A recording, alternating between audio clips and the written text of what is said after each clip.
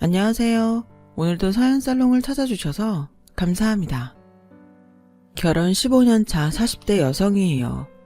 언젠가 TV에서 인도 사람들에 대한 다큐멘터리를 본 적이 있어요.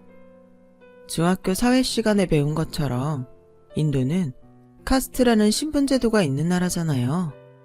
계급이 낮은 사람들, 즉 불가촉 천민과 같은 이들은 박쉬쉬를 하며 살기도 하더라고요. 제 눈길을 끌었던 건 바로 인도의 박쉬쉬였어요. 아랍어로 뇌물을 뜻하는 이 단어는 인도에선 국어랭이로 사용되는 것 같더군요. 돈이 있는 높은 신분의 사람들이 국어를 하는 낮은 신분의 사람들한테 푼돈을 나눠주는 걸 자막에 박쉬쉬라고 표시됐거든요. 그런데 웃긴 건 그 돈을 받는 사람들의 태도였어요. 자신에게 돈을 준 사람에 대한 감사한 마음을 가지기는커녕 있는 사람이 없는 사람한테 돈 좀 쓰는 건 당연한 게 아니냐는 식으로 받아들이더라고요. 심지어 외국인한테 바가지를 씌우곤 뻔뻔하게 여행까지 올 정도로 돈도 많으면서 그까지 몇 푼 더 내는 게 뭐가 그렇게 화가 나냐고 따지는데 정말 어이가 없었죠. 호의가 계속되면 권리인 줄 안다는 영화 속 대사가 헛말이 아니더군요. 사람이 얼마나 뻔뻔하면 저럴 수 있을까 했는데 제가 그 경험을 하게 될 줄 누가 알았겠어요. 다른 사람도 아닌 바로 제 시댁 식구들한테 말이죠. 제가 남편을 만나게 된 건 친정 부모님 권유 때문이었어요. 남편은 제 남동생 과외 선생이었어요. 집안 형편이 어려워서 과외를 해서 학비를 벌며 공부를 했거든요. 저희 집은 아빠가 사업을 크게 하셔서 남부럽지 않게 살고 있었는데 딱 하나, 남동생이 집안의 수치였어요. 공부를 못하는 것까지는 봐주겠는데 정신상태가 썩어서 부모님 얼굴에 먹칠을 하고 다녔거든요. 중학생 때부터 온갖 사고는 다 치고 다녀서 엄마가 학교로 불려가신 일이 한두 번이 아닐 정도였죠.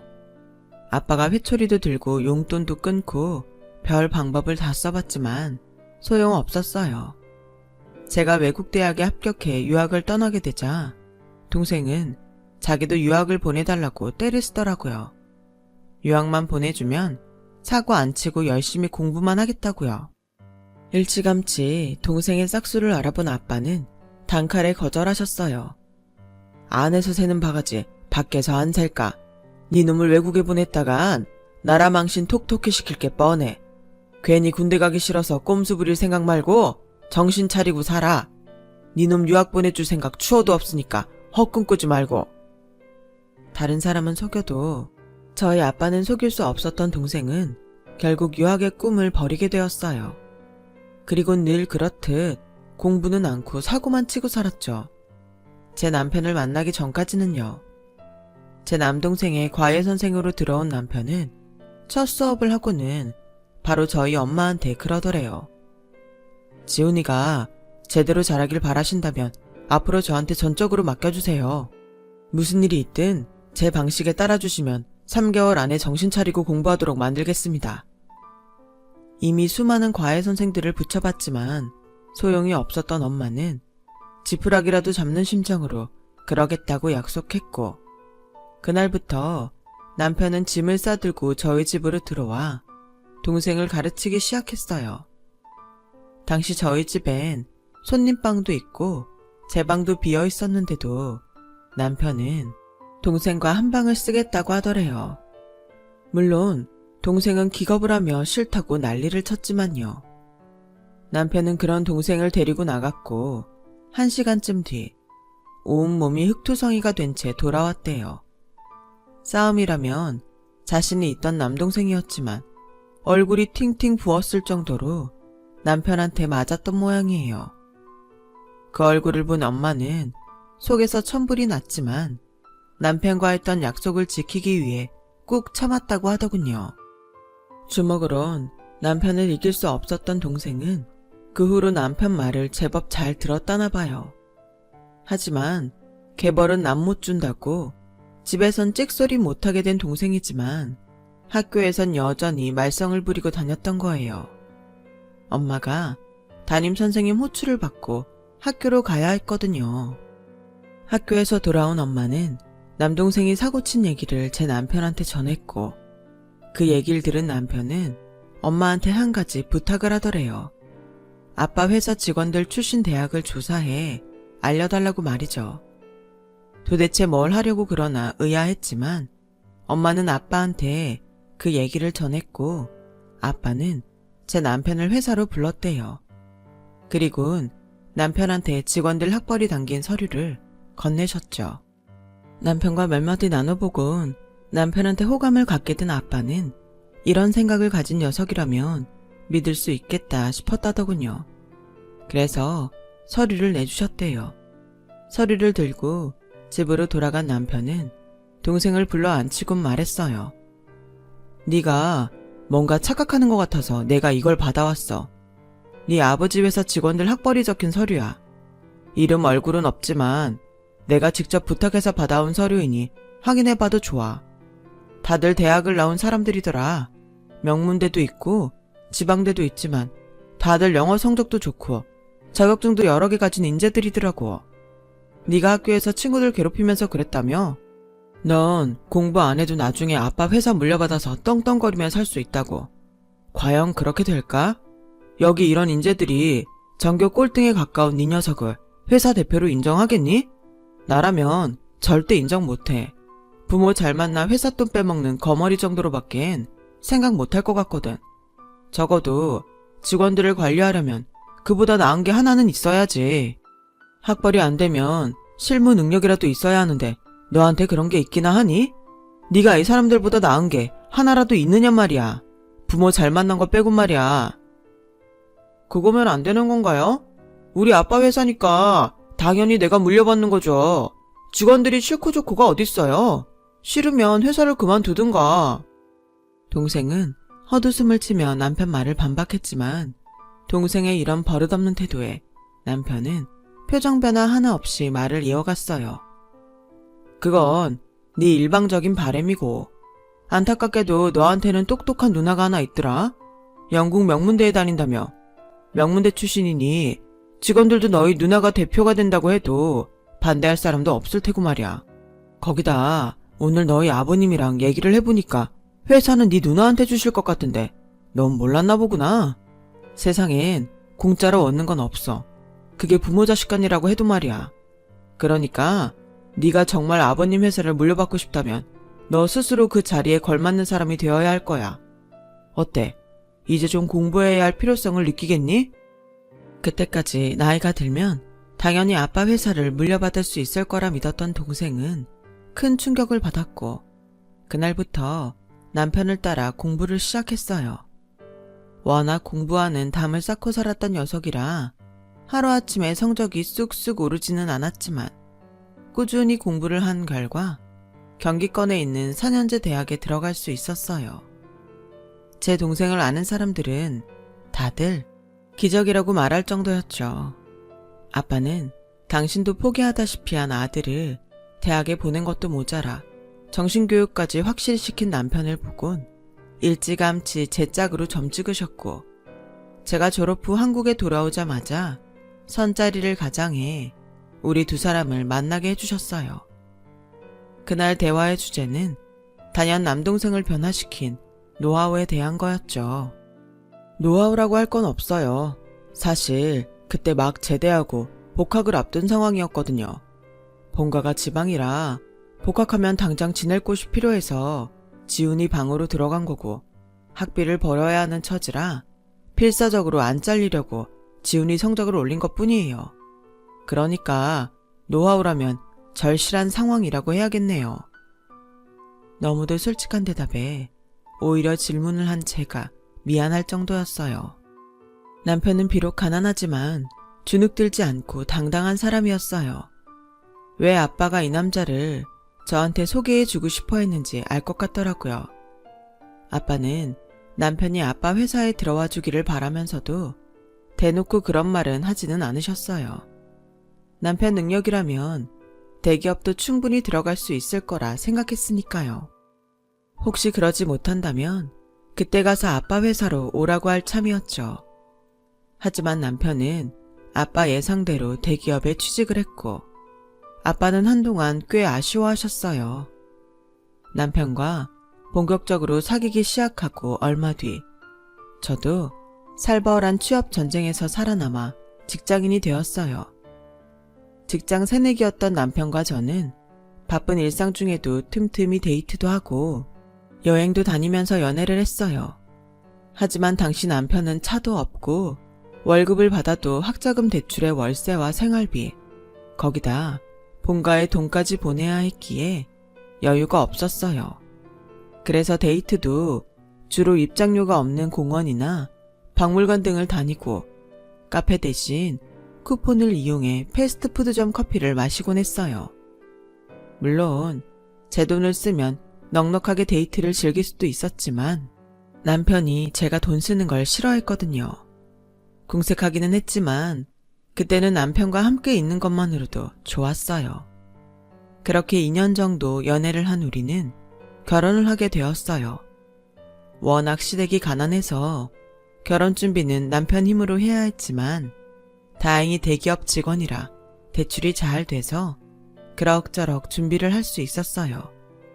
집은 저희 집에서 해주겠다고 했는데 남편이 끝까지 반대하는 바람에 18평 빌라에 전세를 얻게 되었어요. 그 바람에 엄청난 혼수를 준비했던 엄마는 대부분 취소를 해야 했어요. 남들은 안 해줘서 난리라는데 어쩜 이 서방은 해주지 말라고 난리니? 하여간 그 꼬장꼬장한 성격 누가 말리니? 이럴 때 보면 딱 네 아빠 젊었을 때 성격이랑 똑같다니까? 엄마는 사위의 고집 때문에 딸이 고생하게 됐다고 투정을 하시면서도 젊은 시절 아빠랑 꼭 닮은 사위가 싫지 않으셨나 봐요. 철철이 사위 먹일 보약이며 양복, 구두에 넥타이까지 챙겨 보내셨으니 말이에요. 거기다 지방에 살고 있는 시댁 식구들 선물도 빼먹지 않으셨죠. 그런데 시어머니를 비롯해 두 시누인 남편과 전 반대 성격이라 보내주는 선물을 넙죽넙죽 받으면서도 고맙다는 인사전화 한 번 한 적이 없어요. 처음엔 깜박하신 게 아닌가 했는데 이후로도 연락이 없는 걸 보면 원래 성격이 그런 것 같았어요. 거기다 큰 신우는 한술 더 떠서 갖고 싶은 게 있으면 제게 전화해 대놓고 사달라고 말하곤 했어요. 언니, 저번에 보니까 언니 겨울 코트 이쁘던데 나도 그거 하나 사줘요. 언니만 예쁜 거 입지 말고 옷 살 때 내 거도 같이 사주면 좀 좋아요. 오빠한텐 비밀로 하는 거 알죠? 늘 이런 식이었어요. 작은 시누이는 작은 시누이대로 툭 하면 문자로 용돈을 보내달라고 떼를 쓰곤 했어요. 기껏해야 3만원, 5만원 정도 달라고 하는 거라 얄밉다기보다는 왠지 귀엽게 느껴지더라고요. 결혼하고 5년쯤 지났을 무렵이에요. 저희 아빠 환갑이라 온 가족이 해외로 여행을 가기로 했는데 아빠가 이참에 시댁 식구들도 함께 가자고 하더라고요. 솔직히 썩 마음에 내키지는 않았어요.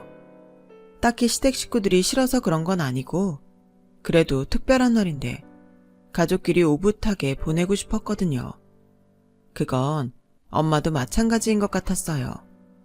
그런데도 아빠는 고집을 피우셨죠. 일찍 사별하고 여자 혼자 몸으로 자식들 키우신 분이다. 그동안 여행이라고 제대로 하셨겠니? 그러니 좋은 마음으로 모시고 가자. 이서방한테도 그렇게 전하고. 아버님이 일찍 돌아가시는 바람에 삼남매를 혼자 키워야 했던 어머님은 아빠 말씀대로 그동안 여행 한번 못 가보고 사셨어요. 그래서인지 함께 여행 가시자는 말을 하자마자 어찌나 좋아하셨나 몰라요. 도시누이도 마찬가지였고요. 그동안 해외여행 경험이 없던 터라 먼저 여권부터 만들어야 했어요. 그래서 여권 만들 비용이랑 여행용품 살 돈을 보내드렸어요. 그런데 며칠 뒤 큰 시누이한테 문자가 온 거예요. 예매한 항공권 정보를 알려달라고요. 그런데 그 다음 말이 가관이었어요. 언니, 면세점 구매 한도가 600불이죠? 그럼 내 거랑 엄마 거, 민정이 거 해서 1,800불까지 사도 되는 거죠. 매달 저희 부부한테 생활비까지 받아 쓰는 처지에 면세품을 1,800불이나 사겠다는데 어이없었어요. 그런데 더 웃긴 건 그 돈을 저보고 내라지 뭐예요. 어머, 아가씨, 1,800불이 네 집 개 이름도 아니고 겉보다 도대체 왜 내가 그 돈을 내요?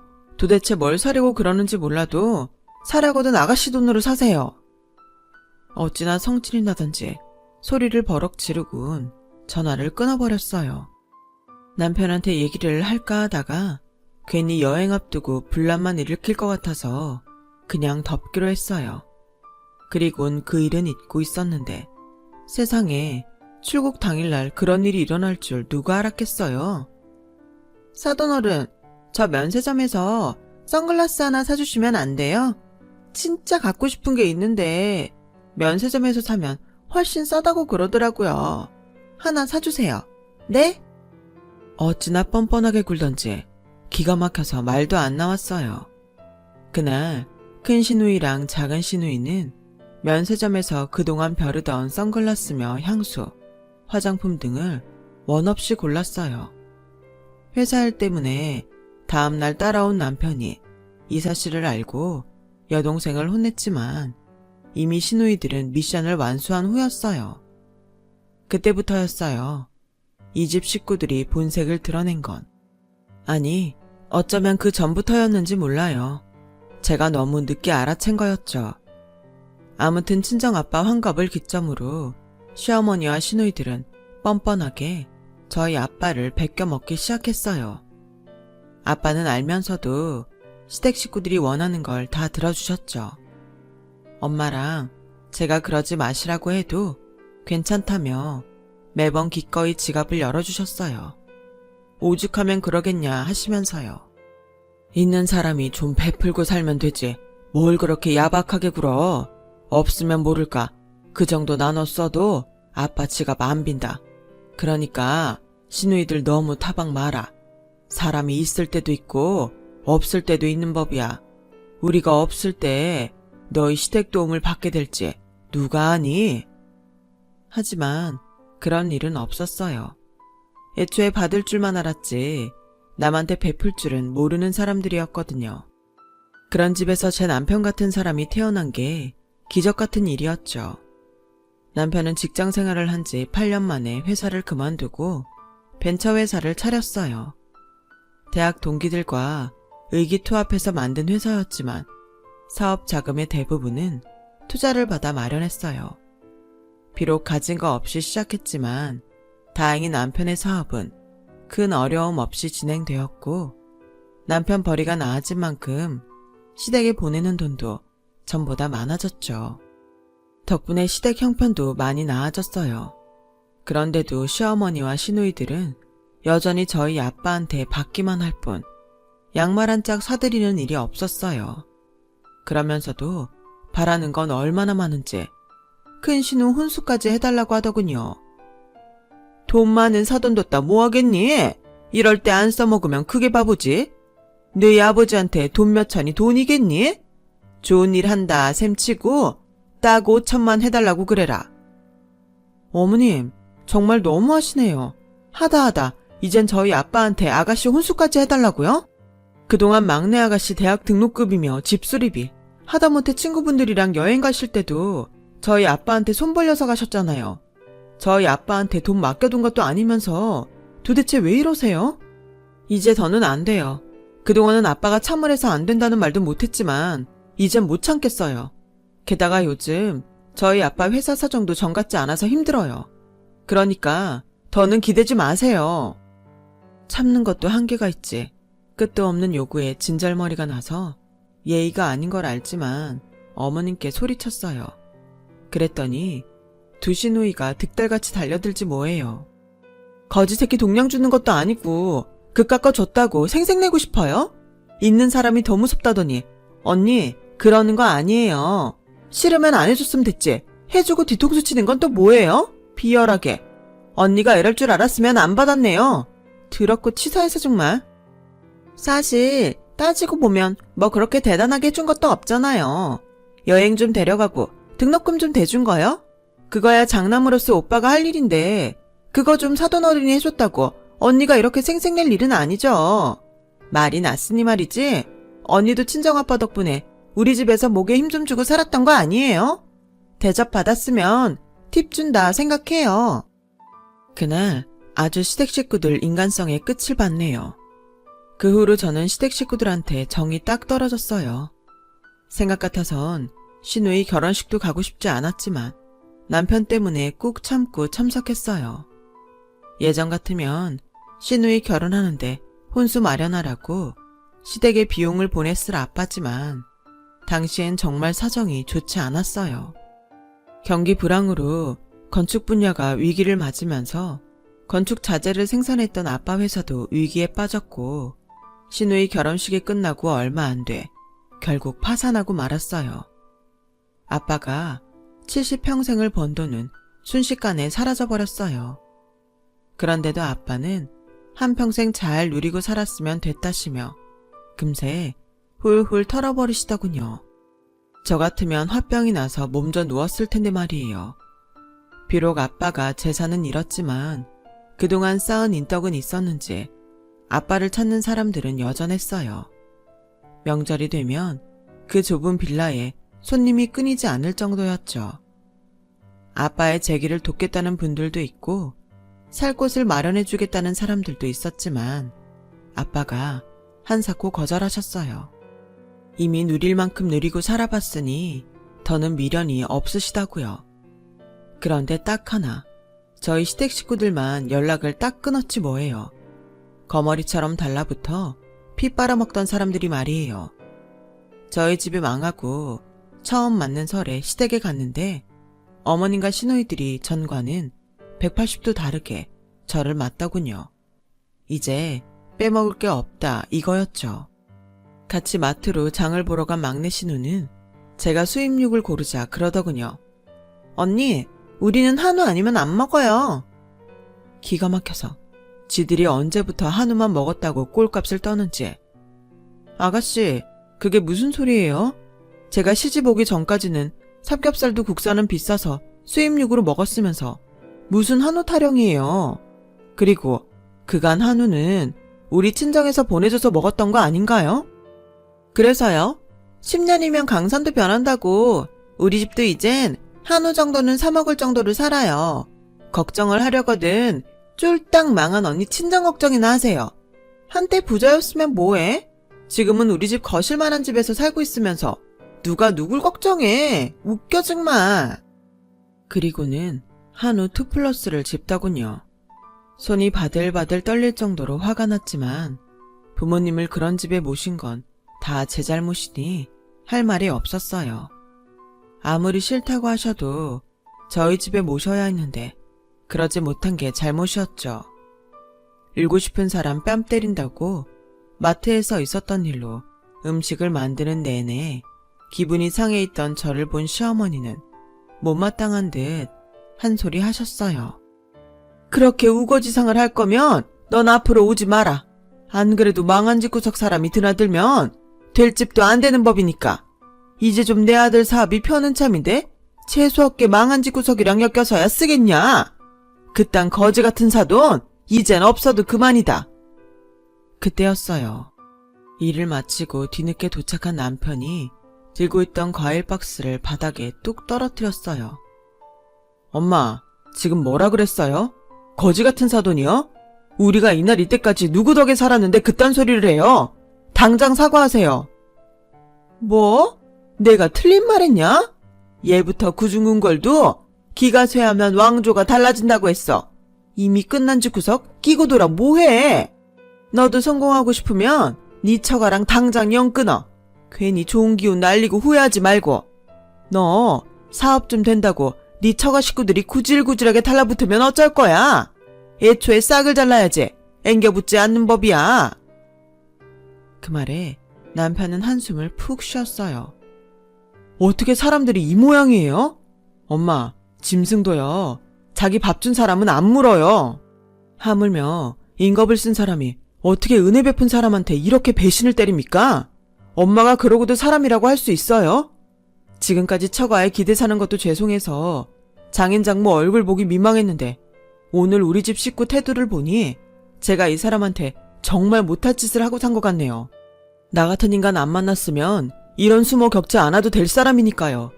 제가 살면서 오늘처럼 내 부모 형제가 부끄러운 적이 없어요. 후회요? 엄마나 후회하지 마세요. 망했다고요? 망하긴 누가 망합니까? 저 회사 차릴 때 이자 한 푼 안 받고 투자해주신 분이 바로 장인어른입니다. 제 회사가 장인어른 거라고요. 그런데도 처가랑 연끈을 하시니 알겠습니다. 이참에 회사는 장인어른께 드리고 저는 손 떼겠습니다. 아, 제가 벌이가 안 되니 더 이상은 집에 생활비는 못 보내겠네요. 그렇게 아시고 앞으로는 직접 벌어서 먹고 사세요. 여보, 당장 나와. 앞으로는 이 집이랑 연 끊고 살 테니. 그렇게 남편은 가족과 연을 끊었어요. 아들의 지원이 끊기자 시어머니는 하루가 멀다 하고 제게 전화해 남편을 설득해달라고 애원했지만 딱 잘라 거절했어요. 고마움도 모르는 사람한테 더는 호구짓할 이유는 없으니까요. 친정 아빠는 제 남편의 권유에도 불구하고 회사 투자금은 그대로 맡기겠다고 하셨어요. 큰 집으로 모시겠다는 것도 극구 마다하셨고요. 대신 남편은 저희 아빠 대신 제 이름을 투자자로 올리고 배당금을 제 통장에 보내주고 있어요. 남편 성격상 저희 아빠 돈을 떼먹을 일은 없겠지만 그래도 돈 문제는 확실히 하자고 해서 저도 그러기로 했고요. 사람이 없이 살다 보면 남한테 기대 살 수도 있다고 생각해요. 하지만 적어도 은혜를 원수로 갚지는 말아야죠. 안 그런가요? 앞으로 언제까지 시댁과 연을 끊고 살게 될지는 모르겠지만 괘씸해서 당장은 얼굴도 마주치고 싶지 않네요. 나이 들면 사람도 거르게 된다더니 이렇게 시댁 식구들이 걸러지네요. 그래도 친정 아빠 주변엔 여전히 남아있는 사람들이 많으니 그나마 위안이 됩니다. 지금까지 제 사연을 들어주셔서 감사드려요. 여러분의 곁에도 끝까지 남을 좋은 분들이 함께하고 계시길 바랍니다. 행복하세요. 여러분, 사연 댓글에 응원과 현명한 조언 부탁드려요. 좋아요와 구독은 저에게 큰 힘이 됩니다. 오늘도 좋은 일 가득하세요.